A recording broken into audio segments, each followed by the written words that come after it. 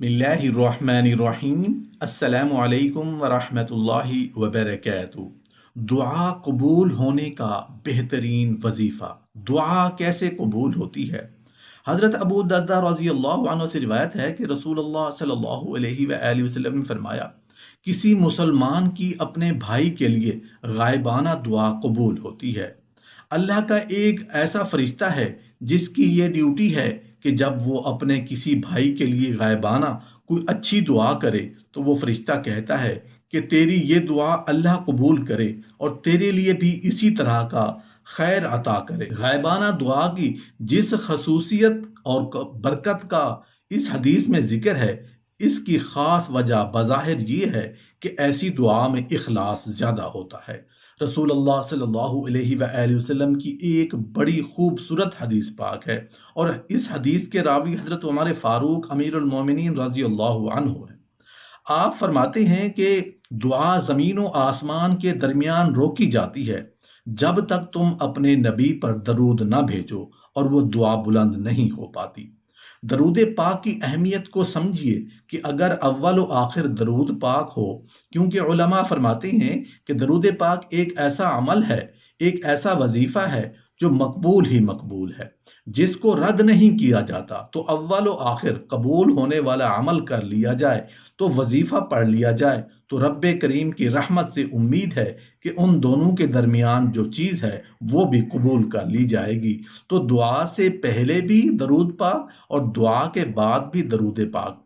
आपने देखा होगा उलमाए कराम मस्जिदों के इमाम आशिकान रसूल के जब इज्तमा होते हैं तो दुआ से पहले भी दरूद पढ़ा जाता है, हम्द व सलात पढ़ी जाती है और दुआ के आखिर में भी बाज़ औकात जो आयत दरूद हैं वो पढ़ी जाती हैं।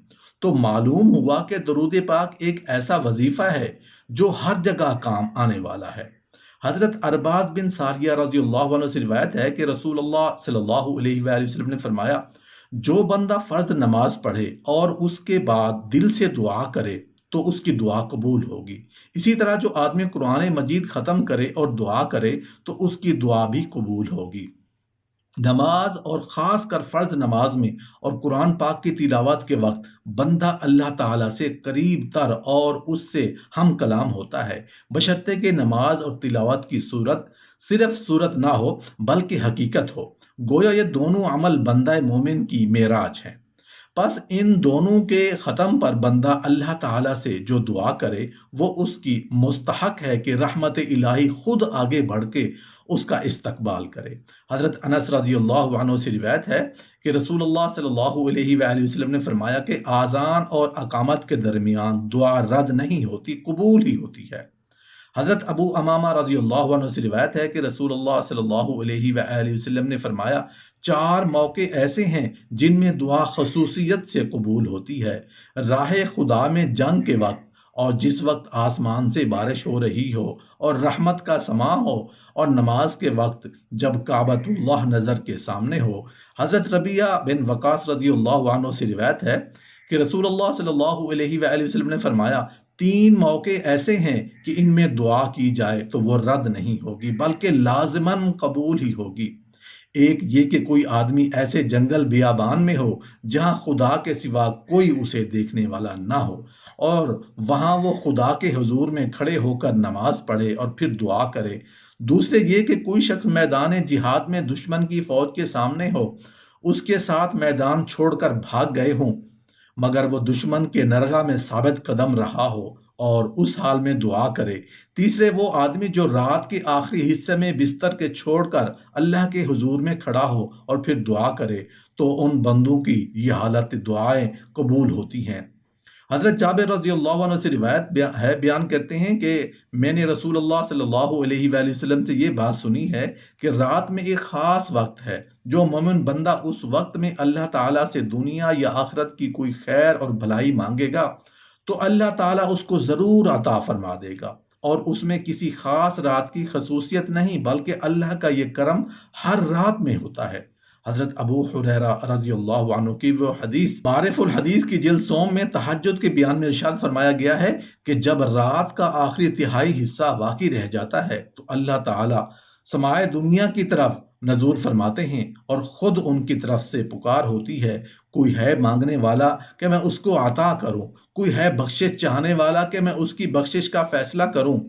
حدیثوں سے دعا کی قبولیت کے جو خاص احوال اور اوقات معلوم ہوتے ہیں وہ یہ ہیں: فرض نمازوں کے بعد، ختم قرآن کے بعد، اذان و اقامت کے درمیان، میدان جہاد میں جنگ کے وقت، باران رحمت کے نزول کے وقت، جس وقت کعبۃ اللہ آنکھوں کے سامنے ہو، ایسے جنگل بیابان میں نماز پڑھ کہ جہاں خدا کے سوا کوئی دیکھنے والا نہ ہو، میدان جہاد میں جب کمزور ساتھیوں نے بھی ساتھ چھوڑ دیا ہو، اور رات کے آخری حصے میں، شب قدر میں، اور عرفہ کے دن میدان عرفات میں، اور جمعہ کی خاص ساعت میں، اور روزہ کے افطار کے وقت، اور سفر حج اور سفر جہاد، اور بیماری اور مسافری کی حالت میں دعاؤں کی قبولیت کی خاص توقع دلائی گئی ہے۔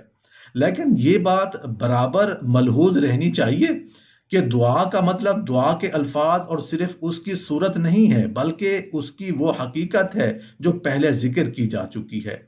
پودا اسی دانے سے اگتا ہے جس میں مغز ہو۔ اسی طرح آگے درج ہونے والی احادیث سے دعا کی قبولیت کا مطلب بھی سمجھ لینا چاہیے۔ حضرت ابو سعید خدری رضی اللہ عنہ سے روایت ہے کہ رسول اللہ صلی اللہ علیہ وآلہ وسلم نے فرمایا: جو مومن بندہ کوئی دعا کرتا ہے جس میں کوئی گناہ کی بات نہ ہو اور نہ قطع رحمی ہو، تو اللہ تعالیٰ کی طرف سے اس کو تین چیزوں میں سے کوئی ایک چیز ضرور عطا ہوتی ہے۔ یا تو اس نے مانگا ہے وہی اس کو ہاتھ کے ہاتھ عطا فرما دیا جاتا ہے، یا اس کی دعا کو آخرت میں اس کا ذخیرہ بنا دیا جاتا ہے، یا آنے والی کوئی مصیبت اور تکلیف اس دعا کے حساب میں روک دی جاتی ہے۔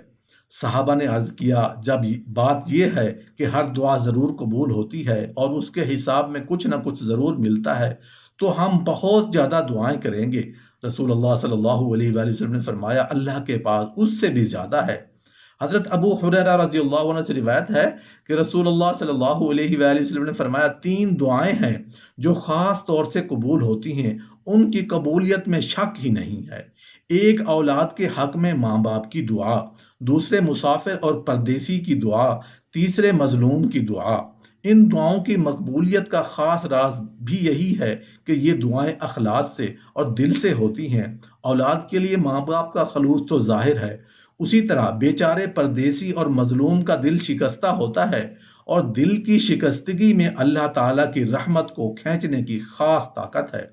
حضرت عبداللہ بن عباس رضی اللہ عنہ سے روایت ہے کہ رسول اللہ صلی اللہ علیہ وآلہ وسلم نے فرمایا: 5 آدمیوں کی دعائیں خاص طور پر قبول ہوتی ہیں: مظلوم کی دعا جب تک وہ بدلہ نہ لے لے، اور حج کرنے والے کی دعا جب تک وہ لوٹ کے اپنے گھر واپس نہ آئے، اور راہ خدا میں جہاد کرنے والے کی دعا جب تک وہ شہید ہو کے دنیا سے لاپتہ نہ ہو جائے، اور بیمار کی دعا جب تک وہ شفا یاب نہ ہو، اور ایک بھائی کی دوسرے بھائی کے لیے غائبانہ دعا۔